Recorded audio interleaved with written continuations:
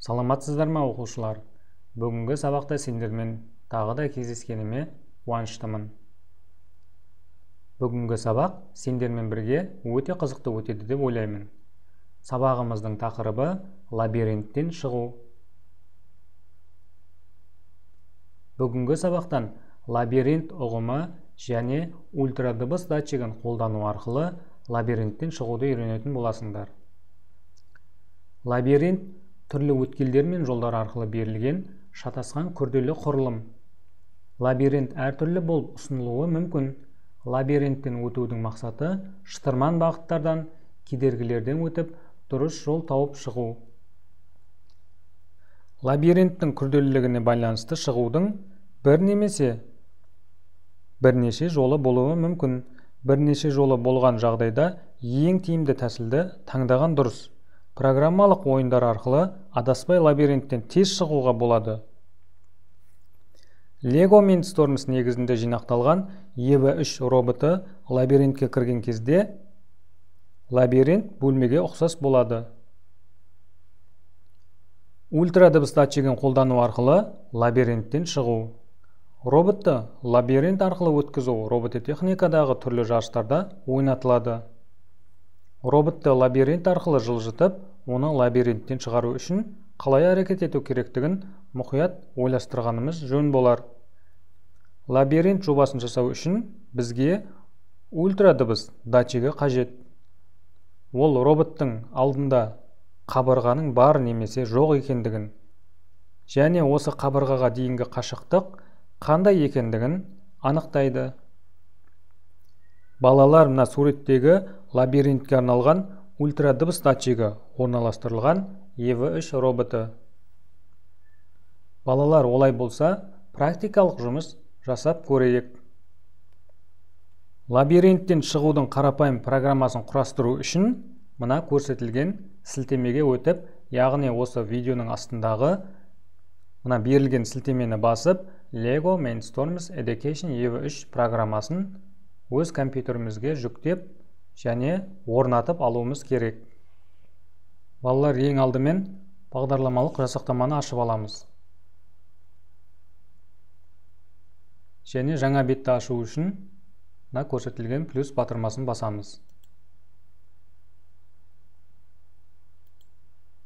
Балалар, алдымен ультрадыбыс датчигін пайдаланып, лабиринттен шығу программасын жасап, және оны роботқа жүктеп көрейік.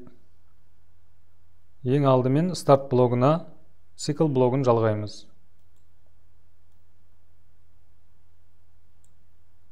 Цикл ішіне ауыстырып қосқыш блогын жалғаймыз.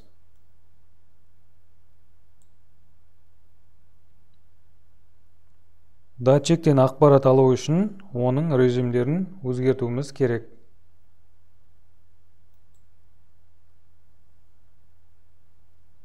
Шекті мәніне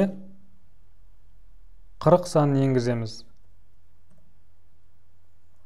Және ауыстырып қосқыш блогының үстіңгі қабатына рульдік басқару блогын жалғаймыз.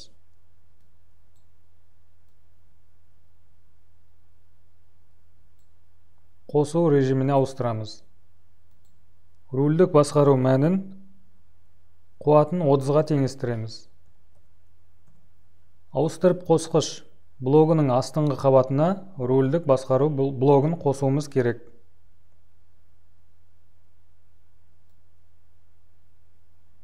Және қосу режиміне ауыстырамыз.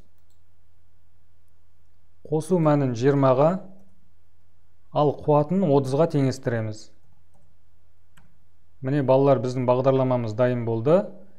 Компьютерімізбен EVA3-ті, яғни кабель арқылы бір-біріне байланыстыруымыз керек. Кабельдің USB жағын компьютерімізге жалғаймыз. Және мына жағын EVA3-ке жалғаймыз.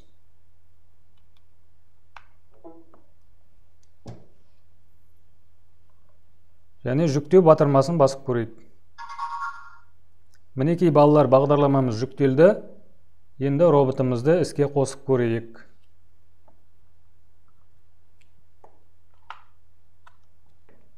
Міне, балалар, бағдарламамыз жұмыс жасап тұр. және роботымыз да сол бағдарламаға сәйкес іске қосылды.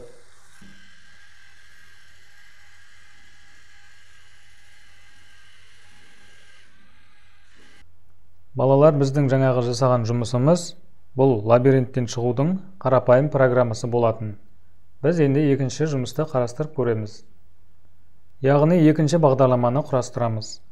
Старт блогына цикл блогын жалғаймыз.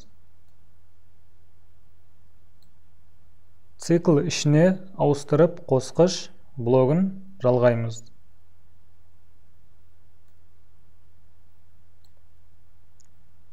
Датчиктен ақпарат алу үшін оның режимдерін өзгертуіміз керек.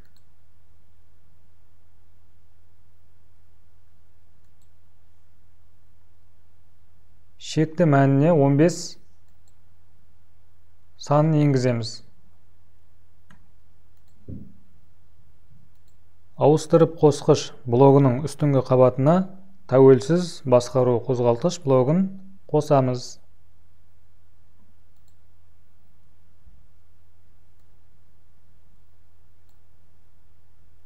Оң жақ пен сол жақ қозғалтқышын 75-ке теңестіреміз.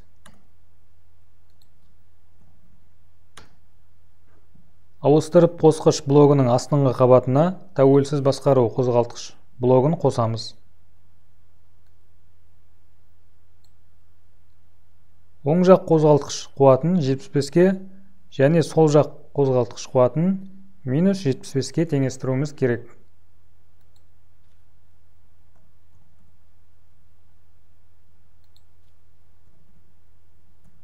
Ауыстырып қосқыш блогының астыңғы қабатына тәуелсіз басқару қозғалтқыш блогына рөлдік басқару блогын жалға. Яғни мына жерге рөлдік басқару қуатын минус 75-ке теңестір. Және айналым санын 2-ке теңестір. Циклдің аяғындағы шексіз батырмасын басып, түс датчигінен қызыл түсті таңда. Балалар, біздің бағдарламамыз дайын болды. Енді компьютерімізбен EV3-ті байланыстырып, бағдарламаны жүктеп көрейік.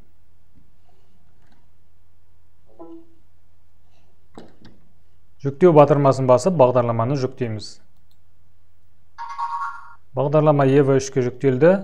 Енді роботымызды іске қосып, байқап көрейік.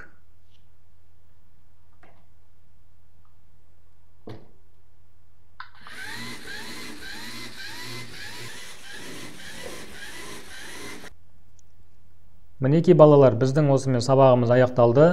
Келесі кездескенше сау болыңдар.